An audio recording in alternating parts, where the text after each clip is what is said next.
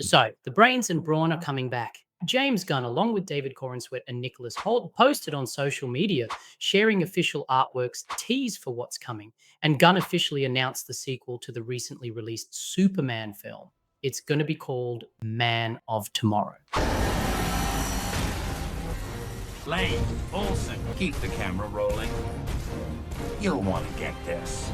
I was actually in the middle of editing my Superman movie review and working on a Supergirl breakdown video when this news dropped. I got so hyped, I forgot the background track in my last video. So here you go, and please don't forget to subscribe. Now going back, based on the official artwork posted by the legendary Batman artist Mitch Gerads, DC Comics president and artist Jim Lee, and one of my all-time favorite comic book artists, Jorge Jimenez, it looks like we're going to see Superman and Lex Luthor teaming up in the next movie. And the best part, we won't have to wait too long. The sequel is set to release just 2 years after the first film on July 9th, 2027. Did James Gunn even sleep? I doubt it. And if he does, he's probably plotting the entire DCU in his dreams. This man's like a typewriting machine, cranking out stories faster than Stephen King. Now, that's the kind of writer's spirit we love to see. Am I right? In much like the upcoming Lantern series, which James Gunn described as having a buddy cop tone, this film looks like it'll follow a similar vibe. Unlike the last movie, which focused on brains versus brawn, this time it's brains and brawn working together. Oh, come on, it's Lex flippin' Luthor. Why should we trust him? Let's be clear about this. When this is over, it's back to business as usual. Wouldn't have it any other way. We are definitely going to see even more exciting aspects in this film. No doubt about it. Like maybe we'll get more flashbacks or dive deeper into Lex Luthor's childhood, something that hasn't really been explored much in past films or even most comics. We might finally see how his brilliant mind developed and how he was able to create a humanoid creature at just 12 years old, which is absolutely insane. We'll also get more insight into his family, their values, the struggles he faced growing up, and how he eventually inherited LexCorp, not just Lex casually mentioning it to the audience. Man on the marquee. No, don't believe it. My father named the company after himself. He was the Lex in front of the corp, saying that he named the company after his kid at investor pitches. They thought it was very cute, you know. Write checks for Lex. You know, Dad was born in East Germany. I grew up eating stale crackers. And every other Saturday, he had to march in the parade and wave flowers at tigers. By actually taking the time to show us what really happened, maybe this time we'll feel a bit of empathy for Lex and understand how different his childhood was compared to Clark Kent, whose origin we already know pretty well. Grew up in Kansas in a healthy, simple, but genuinely happy family. We've seen how his parents raised him, how they helped him deal with his powers and the emotional side of that journey. So seeing a contrast with Lex's upbringing, that could hit hard. But if you think about it, man, raising a kid with superhuman abilities, that's no joke. It's a real struggle, especially from a parent's perspective. Even Zack Snyder was challenged on writing how Ma and Pa Kent would realistically handle something like that. Well, I think you're blowing it a little out of proportion. No, I'm not. This isn't the first time Clark's done something like this. I just wanted to help. I know you did, but we talked about this. What was I supposed to do? Just let him die? Maybe. Honestly, I think Pa Kent could have taken a softer approach with young Clark in that scene. I mean, the kid literally saved lives. He could have just talked to him more gently and said something like, "It's all right. We'll teach you how to keep it hidden for now, but what you did was good." Not hit him with that heavy line with, maybe you should have let them die. I mean, come on, that's not a heartfelt, uplifting moment. That's depressing to hear. And that's why I'm pretty confident James Gunn will bring a lighter, more hopeful touch to scenes like this, something that still carries emotional weight, but doesn't feel so dark or hopeless.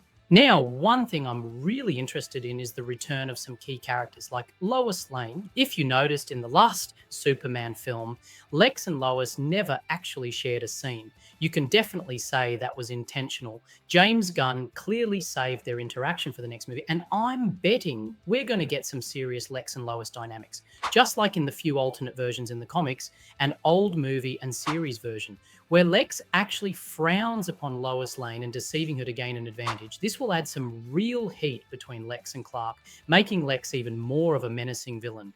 These three characters will dive deep into their conflicting beliefs, creating a powerful plot device. And honestly, that sounds really interesting. Plus, we'll likely see more of Clark Kent this time around, especially compared to his limited screen time in the last movie.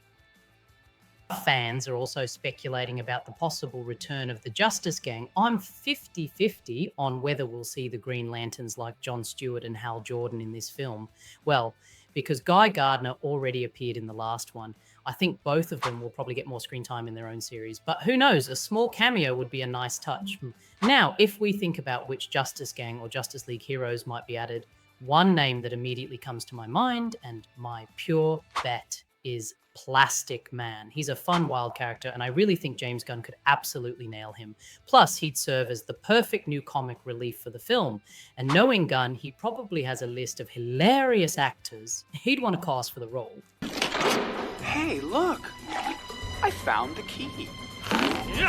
And now, I'm just going to throw out a bit of wild guessing here. Given that Marvel and DC movies often release around the same time, Gunn's not shy about inserting some low-key disses toward the latest competitor, just like this. The Fantastic Four.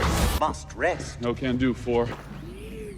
What a coincidence. Don't think so. And all of you might already know which Marvel movie will be the counterpart to this one.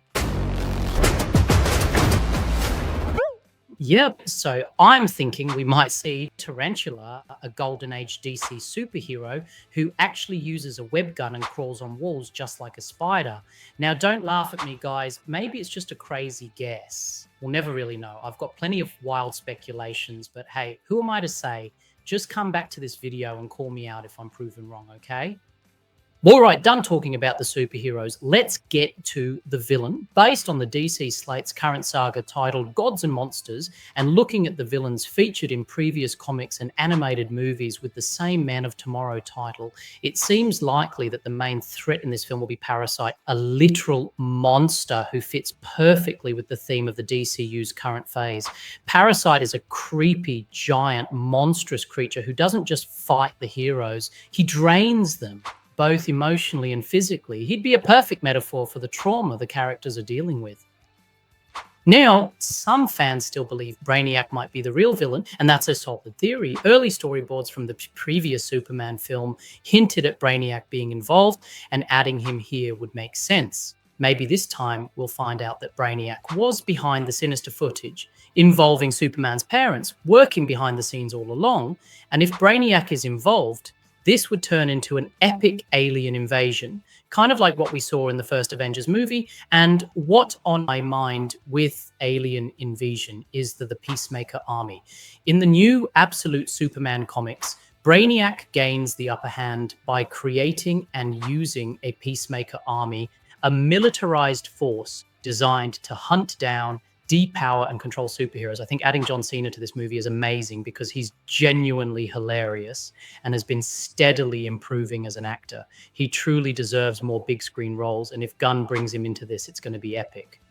But again, with the saga titled Gods and Monsters, my money's still on Parasite as the main villain. He's the kind of character that really brings the heroes down to their core, exposing their trauma and forcing them to confront what makes them human. I think he could be one of the coolest and most unique villains we've ever seen in a Superman movie. And this might even lead the film into a more serious tone, maybe slowing down a bit on the jokes, especially after the criticism some of the previous movies got for leaning too hard on the human. The Superman movie box office wasn't all that bad. It pulled in around $597 million worldwide, with $300 million domestic on a budget of about $220 million. But hey, we still don't know for sure what the next saga of the DCU will be. What I do know is this: James Gunn isn't planning to release the DCU's Batman anytime soon. Man of Tomorrow is scheduled to hit theaters in 2027, and that same year we're also getting the Batman Part 2 directed by Matt Reeves. Gunn has said he'll be announcing plans for The Brave and the Bold, the DCU's take on Batman, but he doesn't want his Batman to go head-to-head with Reeves' version. In fact, he even mentioned in an interview that he's been struggling to figure out how to integrate Batman into the new DCU timeline. It's not as easy as just dropping him in. And sure, maybe Matt Reeves did want his Batman to be part of the larger DCU, but at some point, we've got to move on, man, and start looking ahead to the new actor who'll take on the cape and cowl in the DCU. And that's exactly what we're diving into in the next video. I've made a full breakdown of how Batman should be introduced in the DCU and what kind of story would make the most impact. So stay tuned and don't forget to subscribe so you don't miss it. What do you think about the latest DCU updates? Do you think Man of Tomorrow is going to live up to the hype? Drop a comment below and don't forget to click subscribe, and I'll see you in the next video. Bye.